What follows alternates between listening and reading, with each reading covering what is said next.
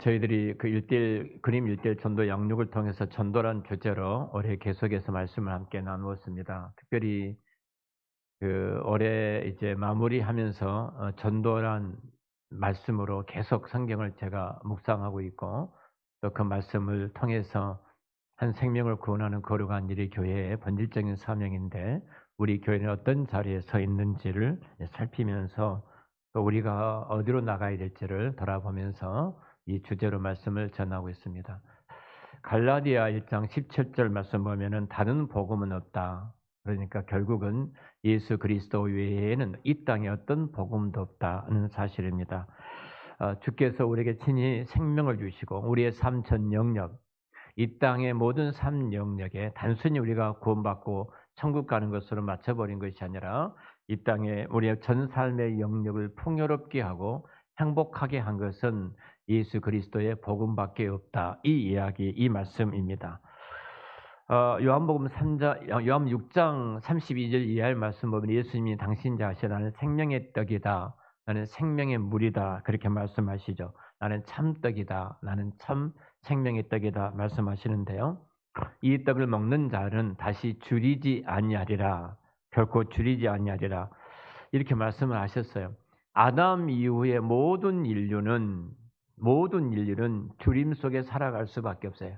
허기짐입니다. 허기짐.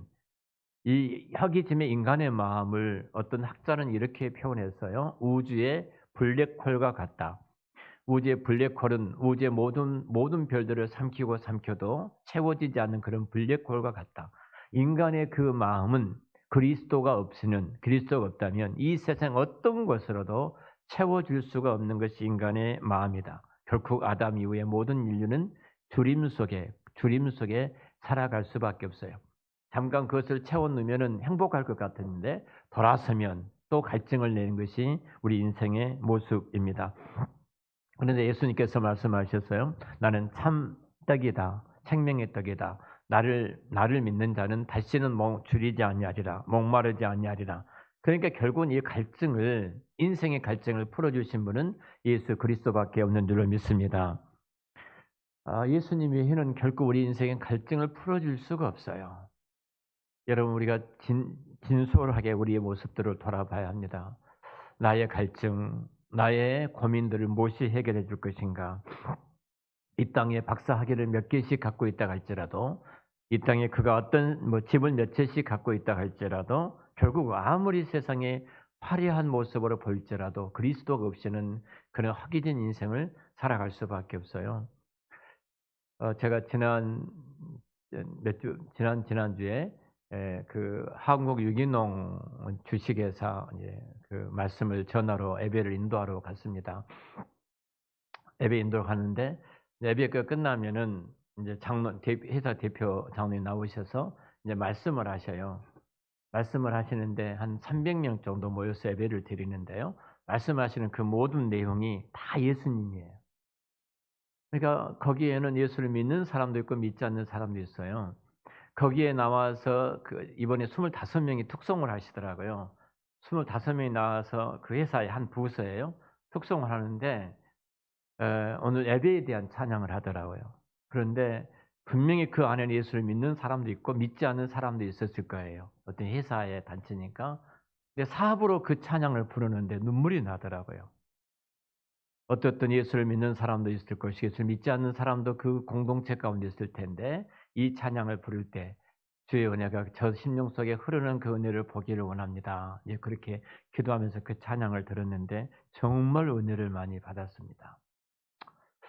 제가 장로님하고 이제 차를 마시면서 이 이야기를 했어요. 장로님, 진짜 부담스러운 거예요. 부담스럽잖아요. 근데 그 믿지 않는 사람들이 분명히 이 가운데 있을 텐데 이분들이 어떻게 생각할까? 장로님을 어떻게 생각할까? 그런 생각이 들어지잖아요. 그냥 예수님께서 여러분의 가정을 또 기도도 한 5분 10분 하셔요. 5분 10분 기도를 하시는 그 모든 기도가 우리 직원들, 우리 가정들, 우리 자녀들 그 하나씩 이렇게 다 기도를 진솔한 그 긴 기도를 이렇게 하셔요. 마치 정말로 사랑하는 마음을 담아서 기도한 것처럼 그 기도를 그렇게 하고 계셔요. 물었어요, 장로님한테. 이것이 싫으신 분들은 나가시면 되지요. 근데 이 일을 통해서 믿은 사람들이 생기니까 저는 감사할 뿐입니다. 이 말이에요. 믿는 사람이 생기니까 감사할 뿐입니다. 이제 끝나고 나면은 항상 봉투를 주셔요. 1호의 봉투를 다 한 분씩 한 분씩 봉투를 다 주셔요. 그리고 격려를 또 하신 거예요. 또 1년 동안 수고들 많이 했습니다. 또 특별 시상도 있지만 직원들 봉투를 다 주고 선물을 다 주시더라고요.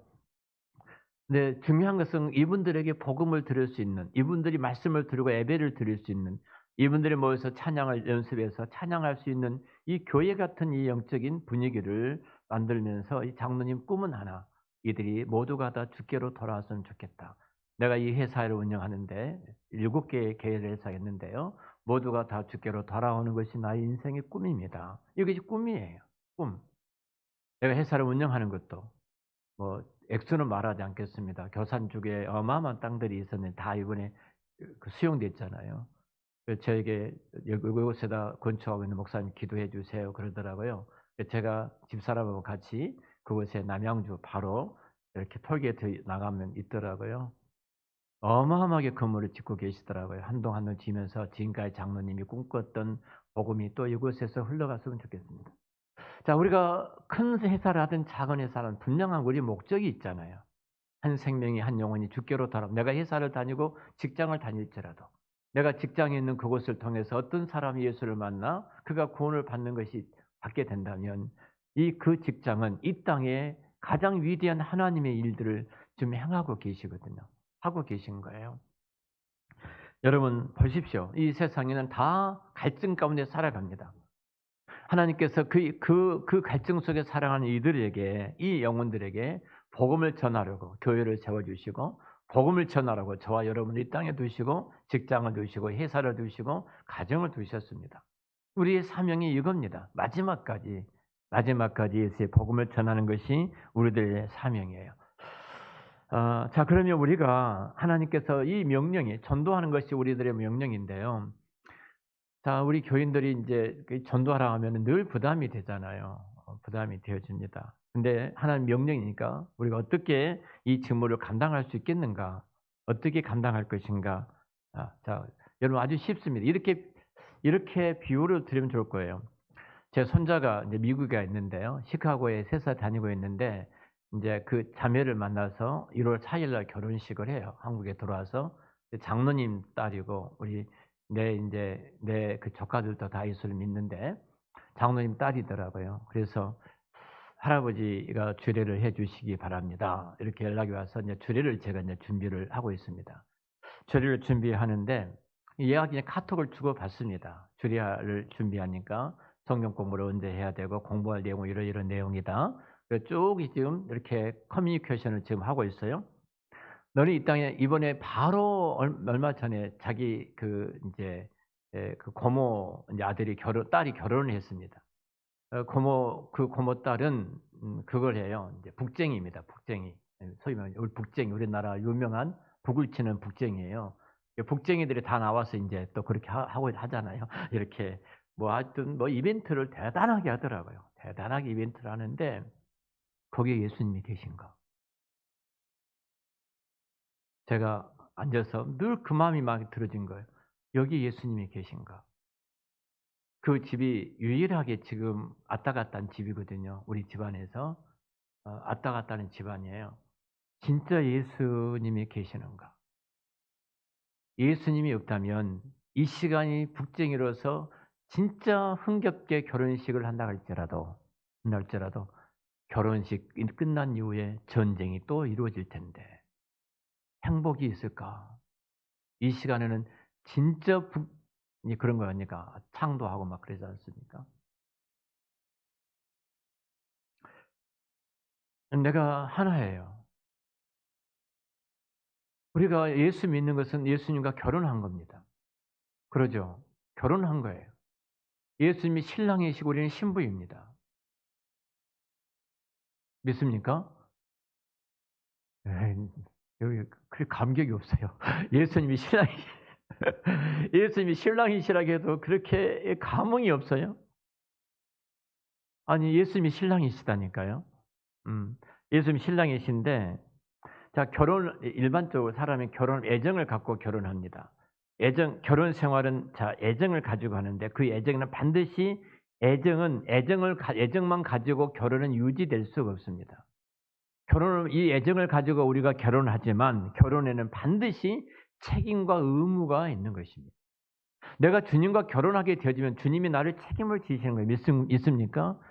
영원히 책임을 지신 분이에요, 그분이. 영원히 책임을 지셔요. 이 땅만이 아니라 그 신랑 되신 예수님이 신부된 나를 영원히 책임을 져 주시거든요.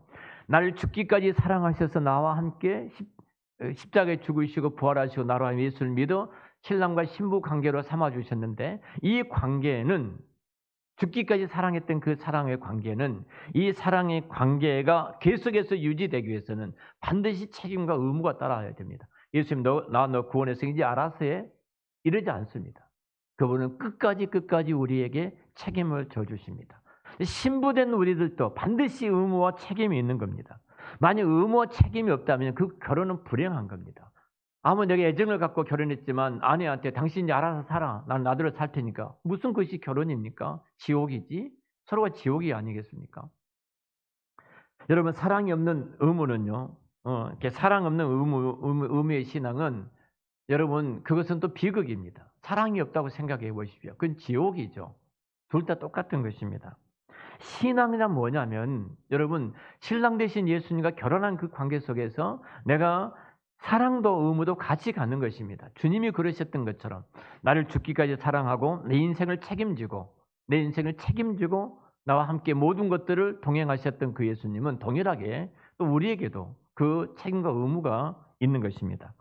그래서 성경에 끊임없이 말씀해요. 이스라엘 백성들이 신명기에 보면은 내가 너희들의 애굽의 종되었던 내가 너희들을 건져냈는데 이겁니다. 내가 너희들을 사랑한다. 종되었던 너희를 내가 구원했다. 너희는 창조자고 나는 구속자다. 이렇게 계속해서 말씀하시면서 너희들이 의무가 뭔지 아니? 너희들이 책임이 무엇인 줄 아니? 율법과 규례를 지키라 이 말이에요. 율법과 규례를 지켜라. 너희들의 책임이다. 내가 너희를 사랑해서 내가 너희를 책임을 지는 것처럼 40년 동안 광야를 건널 때 내가 너희를 책임을 졌던 것처럼 때를 따라서 내가 먹을 것을 공급해 줬고 있어야 될 것들을 채워줬던 것처럼 신부인 너희들도 책임이 있는데 그 윤리와 법도를 지켜야 한다. 이것이 의무예요. 이게 의무. 의무와 사랑은 항상 성경은 강조합니다. 우리 주님이 우리를 사랑하시고 끝내버린 것이 아니라 그 의무와 책임을 다하신 분이 우리 예수님이신 줄 믿습니다.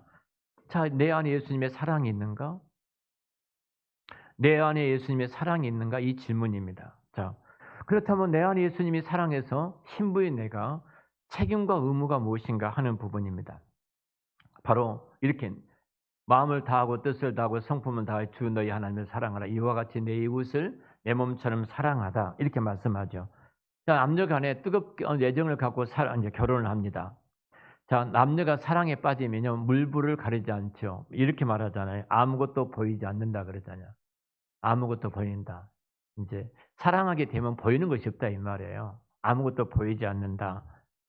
사랑하면 오직 사랑이라는 이 단어 속에는 국경을 초월한다고 말하지 않습니까? 국경을 초월하고 아무것도 보이지 않는다. 이 말을 쓰고 있습니다. 자, 한번 생각해 보세요.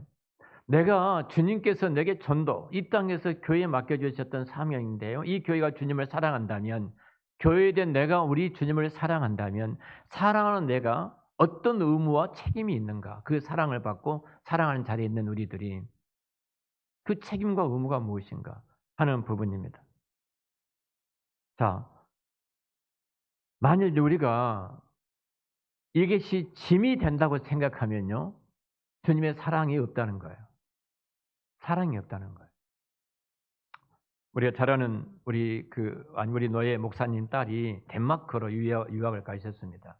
유학을 가고 지금 미국에서 어떤 박사를 하시고 연구원으로서 미국 어떤 회사에 지금 있어요. 근데 덴마크에 갔을 때 덴마크에 대한 목사님 대학에 자꾸 이야기를 하더라고요. 덴마크는 이렇게 하고 이렇게 하고 이렇게 하고 그러더라고요. 덴마크가 얼마나 살기 좋은 나라입니까? 내가 이제 덴마크 하다 목사님 말씀하셔서 우리는 덴마크란 나라는 피상적으로 알았는데 그때 내가 덴마크에 이제 한번 자료들을 찾아보기 시작했습니다. 자료를 찾아보는데 덴마크가 정말로 이제 부흥의 역사가 일어날 때가 있었는데요. 그 부흥의 역사가 일어날 때 한 분이 이런 말을 했어요.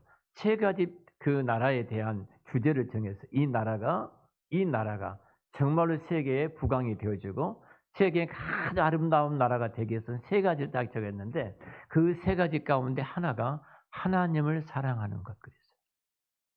하나님을 사랑하는 것. 여러분 우리 가정이요.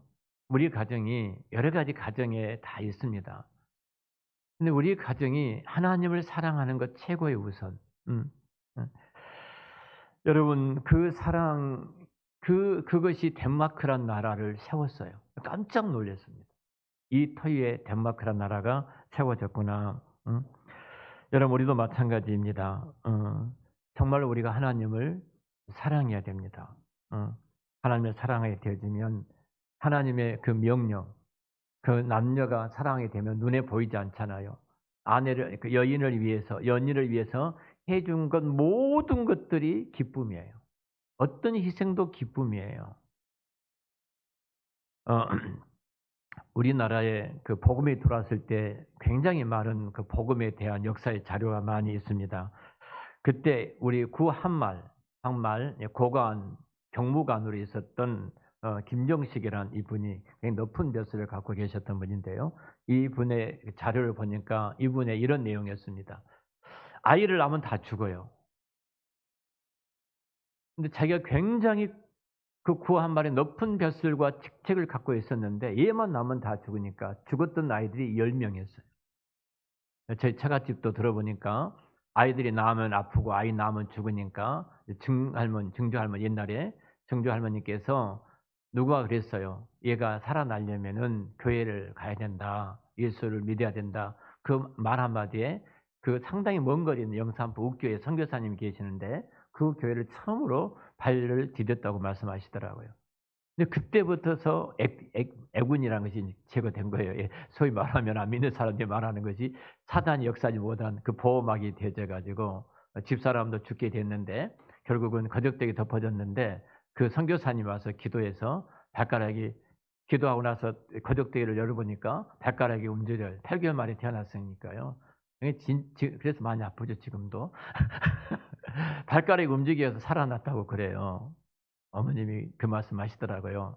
뭐 팔삭둥이잖아요. 8개월 됐는데 내일이 명절인데 음식을 준비하다가 장손 집안인데 나와버린 거예요. 얘가. 제가 아주 훌륭한 사람입니다. 이렇게 보면은. 자, 근데 이제 이 얼마나 고통스러워요. 근데 딸이 또 하나 태어났는데 이 태어난 딸이 또 그 장애를 입었습니다.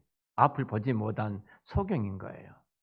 이게 어쩔 수 없이 천주교에서 하는 곳에 이 아이를 집에서는 키울 수가 없으니까 옛날에는 보낼 수밖에 없었어요.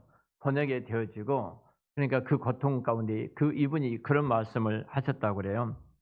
뭐라고 말을 하고 다녔냐면은 신세 타령하면서 힘들다고 어렵다고 하는 사람에서 나를 좀 봐라. 나를 봐라. 나 같은 사람이 세상에 있느냐?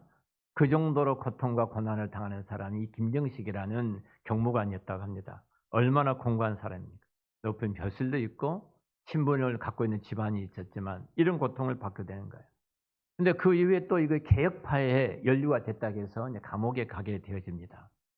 그러니까 인생이라는 것이 진짜 비참하게 되어지죠. 근데 감옥에 있는데 감옥에 뭐 책자가 있었어요. 근데 책자가 있었는데 조그마한 책이 있어서 옛날 한문을 써졌잖아요. 근데 중국에 있었던 선교사님들이 이제 번역을 한 거예요. 한문으로 번역했는데 무디 목사님, 무디 목사님의 설교를 이렇게 한문으로 번역했던 쪽복음 같은 것이 그 감옥에 있었던 거예요. 이 복음을 그 설교를 읽게 됩니다. 그 감옥에서. 감옥에서 이 설교를 읽게 되어지고 그리고 이 설교를 붙들고 이제 본인이 한탄을 계속한 거예요. 자, 이것을 읽고 뭐 읽을 책도 없고 개혁파 연루가 돼 가지고 또 감옥에 갇히고 그러니까 인생은 다 망가지고 비참해지는데 잠이 오겠습니까? 읽고 또 읽고 또 읽고 계속 그래요. 그때 밤잠을 이루지 못하는데 비몽사몽간에 인제 그 예수님이 찾아오신 거예요. 그 무디 목사님이 써 놨던 그 한문 설교집에 그 예수라는 분이 딱 찾아온 거예요. 예수가 누군지 모르잖아요. 그러니까 어떻든 간에 오래되신 분이니까 예수 형님이라고 한 거예요. 예수 형님. 이분이 예수 형님. 예수 형님이 이 설교 보니까 내 손을 붙잡아 주시면 살 길이 있다고 그러는데 내 손을 붙잡아 주세요. 그런 거예요. 얼마나 간절했겠습니까? 얼마나. 예수 형님이 내 손을 붙잡아 주라고. 그런데 그날 예수님이 등을 두드려 주신 거예요. 내가 너를 붙잡으마. 그리고 그분이 우리나라 YMCA의 초대 간사가 되어진 예수를 믿고 우리 IMCA의 뿌리가 되어진 거예요. 여러분, 이 땅에 하나님이 어떻게 일하실지 모릅니다. 어떻게 역사하실지 모릅니다. 내가 한 분 더 하죠. 언젠가 제가 말씀을 드렸습니다. 켄터키 프라이 치킨이라 있잖아요. 프라이드 치킨. 누구죠? 이 창업자가? 샌더슨이라는 할아버지잖아요. 거기 켄터키 프라이 치킨 보면은 할아버지 하얀 옷을 입고 지팡이 짚고 이렇게 있잖아요. 안 좋으신가 보네. 여러분 안 좋으시. 이 샌더스 할아버지가 계십니다. 이분이 얼마나 인생이 비참하냐면 6살 때 아버지가 돌아가셨어요. 아버지가 돌아가시니까 얘들은 연령세로 계속 태어났어요. 몇이 있어서 동생이. 그러니까 그때부터서 6살 먹은 얘가 우리 애안이 같은 어린애가 동생들하고 같이 뭘 해먹고 산 거예요. 12살 될 때 어머니가 재혼해서 떠나가 버린 거예요. 얼마나 인생이 비참합니까? 정말로 이 고통받은 인생이었거든요. 그리고 이것저것 해서 다 안 됩니다. 그리고 65세가 됩니다. 그때 65세가 돼요. 65세 누구예요, 우리 교회? 지금? 만으로 65세 이영남 원사님이신가요? 예. 그때예요, 그때. 늦지 않았어요. 예, 늦지 않았어. 65세. 우리 한국사님들은 한참이에요, 이제 뭐 지금. 한참이에요, 지금. 음. 다 이제 자기가 뭐 하다가 망하니까 아내도 떠나버리고 자식도 떠나버리고 그리고 또 아들도 사망의 소식을 듣게 되고 인생이 너무너무 비참하게 되어집니다. 근데 어느 날 이 샌더스가 길을 걸어가는데 진짜 고통스럽잖아요. 근데 교회에서 찬송 소리가 들리는 거예요. 찬송 소리가 들려서 그 찬송 소리에 자기도 모르는 사이에 따라서 교회를 가게 됩니다. 그리고 거기서 무릎을 꿇게 되어져요. 그 찬송 소리를 들으면서. 그리고 성령님께서 그를 어루만져 주십니다. 성령님께서 그를 붙잡아 주십니다. 그리고 그가 11가지 양념을 만들게 됩니다. 만들어서 처음으로 KFC라는 그 기업을 만들게 되어지고 그 기업이 전 세계에 켄터키 프라이드 치킨이 나오게 된 거예요. 샌더스 할아버지. 90세가 되던 1980년에 세상을 떠나셨는데요. 그때까지 그의 일생은 딱 하나였어요. 예수님을 전하고 선교하는 삶을 살아가셨어요. 한국에도 우리 가운데도 좀 형님 예수를 좀 많이 만났으면 좋겠습니다. 예수님 손잡아 주시면 돼요. 심사에 있는 장로를 비롯해서 우리들 하늘을 예수님 손잡아 주시면 될 줄로 믿습니다. 자, 우리에게 피곤한 것은 생명을 구원하여 제자 삼는 이 일인데 여러분 이 일은 내 능력으로 하는 것이 아닙니다. 내 능력으로 하는 것이 아니에요. 내 힘으로 하는 것이 아닙니다. 내가 오전에도 말씀을 드렸습니다만 그 가사교회에 그 초등학생 하나가 아빠한테 했던 말이 가사교회가 세워지는 위대한 기적을 이루지 않았습니까? 내가 말했던 복음의 한마디가 하나님께서 어떤 위대한 일을 우리 가운데 이루어 주실지 모릅니다. 누구든지 주의 이름을 부르는 자는 구원을 얻으리라. 누구든지 그러면서 그런즉 그들이 믿지 아니하면 어찌 부르리요? 그리고 듣지 못한 이가 어찌 믿으리요? 전파하는 자가 없으면 어찌 듣겠느냐? 중요한 것은 우리가 전파할 때 그 생명 역사가 우리 가운데 일어나게 될 줄로 믿습니다. 전도합시다. 정말로 우리가 전도합시다. 이것이 우리의 사명이에요. 제가 며칠 전에 이용성 원사님을 모시고 이제 집사람이 좀 걷고 싶다 하더라고요. 내가 사무실에 있는데 굳이 날 바빠 죽겠는데 가자고 그래서 유 원사님이 지금 거여역적에 있는 다이소에 계시는데 모시고 우리 그 거여 아파트 뒤쪽에 민 원사님 아파트 그 안에 들어오셔서 만나가지고 그렇게 좀 거기 걷자 이제 집사람이 그랬어요. 제가 이제 집사람하고 같이 이제 그쪽으로 가고 유권사님을 집사람은 지도 거리감이 없어요. 뭐 이렇게 어디서 만나자고 보면은 진짜 헛소리예요. 집사람하고 어디 만나자 하면 다 꽝이니까 믿지 마세요. 모두가 고생을 해요.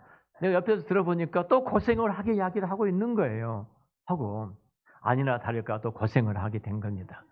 서로가 만나지 못해서 어렵게 만났는데 유권사님이 드디어 말씀하시 사모님 나 거릴 수가 없어. 이래버린 거예요.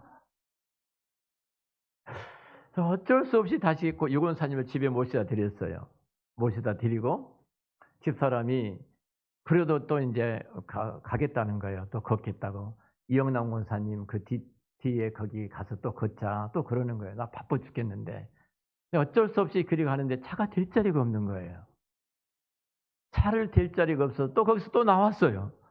나와서 드디어 남한산 쪽으로 올라갔는데 길에 올라갔습니다. 올라갔는데 거기 올라가는데 집 한 채가 있습니다. 있는데 집사람이 갑자기 무슨 영감이 떠올랐는지 닭을 저 집에다 다 줘야 되겠다. 그리고 집사람이 거기를 들어간 거예요. 들어가서 말을 하면서 닭을 준다 하니까 너무너무 좋아하신 거예요, 이분이. 뭐, 너무 좋아하고, 그냥, 그러면 같이 키워서 같이 나눠 먹읍시다. 부터 시작해가지고. 우리의 목적은 뭐예요? 전도하는 거잖아요. 그래서 복음을 전한 거예요, 이분에게. 복음을 전했어요. 그리고 이분이 그러면 이제 교회를 다니겠다, 나오겠다. 코에 낀 거죠, 닭 때문에. 나오겠다는 거예요. 이제 끝나고 집사람은 올라가지 맨발 벗고 그냥 내려왔어요. 그날 하는 말이 하나님이 저 영혼 만나게 하시려고 이거예요. 저 영혼 만나게 하시라고 이렇게 뺑뺑 돌리셨구나. 하나님의 관심은 하나예요. 구원받을 그 영혼이 하나님의 관심 하나예요. 내가 꼬이고 길이 꼬이고 또 꼬여서 엉망진창이 된 것처럼 여겨질지도 몰라요. 근데 지금 하나님이 일하고 계신 거예요. 무슨 일을요? 당신이 택한 그 백성을 구원하기 위해서 일하고 계신 줄로 믿습니다. 우리 교회가 가야 될 길이고 저와 여러분들이 가야 될 그 길입니다. 그 영혼 때문에 우리를 뺑뺑이 돌릴 수도 있어요. 불평하지 마시고 생명을 살리는 일에 우리 교회가 쓰임 받으시기를 주의 이름으로 축원합니다. 기도하겠습니다.